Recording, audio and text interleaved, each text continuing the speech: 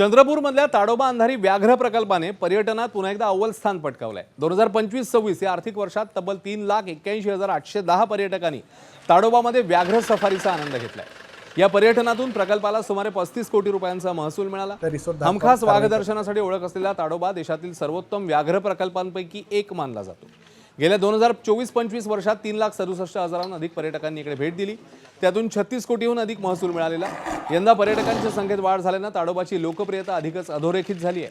वाढत्या प्रतिसादामुळे राज्यातील वनपर्यटनाला मोठी चालना मिळते असं चित्र आहे।